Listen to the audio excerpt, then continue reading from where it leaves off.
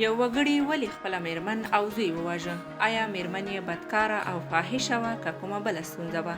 بشپړ معلومات به یې درته په دې ویډیو کې درکړو، خو د ویډیو د شروع کېدو نه مخکې زموږ ویډیو لایک کړئ، خپلو ملګرو سره یې شیر کړئ او د داسې جالبو معلوماتو لپاره سحر میډیا چینل سبسکرایب کړئ.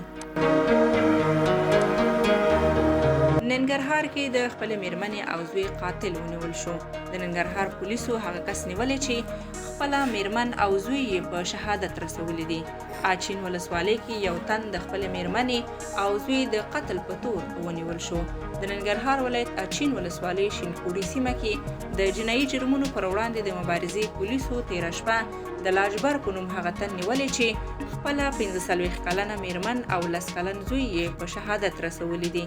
لاجبر وایي دا مې کوم قصدي کار نه دی کړی، زه په نشه کې وم او خپله ښځه راته ښه ښکاره نه شوه او په سهوه کې رانه دا کار وشو. د اچین ولسوال عاشق الله سعادت وایي چې قاتل په نشه یي توکو روږدی دی او د پیښې په اړه څېړنې روانې دي.